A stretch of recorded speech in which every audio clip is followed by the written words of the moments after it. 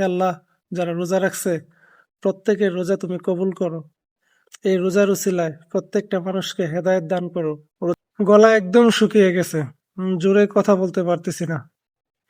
এরকম মনে হচ্ছে পানি পান করা তো দূরের কথা, যদি ঠান্ডা পানি এখানে লাগানো যেত, এখানে লাগানো যেত, এখানে লাগানো যেত, এদিকে মাথা ভিজানো যেত, তাইলে হয়তো বা একটু শান্তি লাগতো। রোজা রাখছি, আল্লাহর হুকুম পালন করি।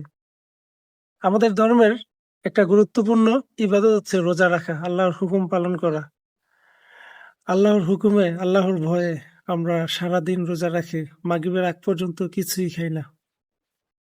একজন মুসলমানের ঈমান কতটা মজবুত সেটা রোজার মাধ্যমে প্রকাশ পায়। হে আল্লাহ, যারা রোজা রাখছে প্রত্যেকের রোজা তুমি কবুল করো। এই রোজার উসিলায় প্রত্যেকটা মানুষকে হেদায়েত দান করো। রোজা তো তোমারই জন্যই রাখা হয়েছে, তোমাকে খুশি করার জন্যই তো রোজা রাখা হয়েছে। এই রোজার উসিলায় সমগ্র মুসলিম জাতিকে তুমি রক্ষা করো, বিশেষ করে ফিলিস্তিন ও ইরানের মুসলমানদেরকে রক্ষা করো তোমার গায়বী কুদরতে।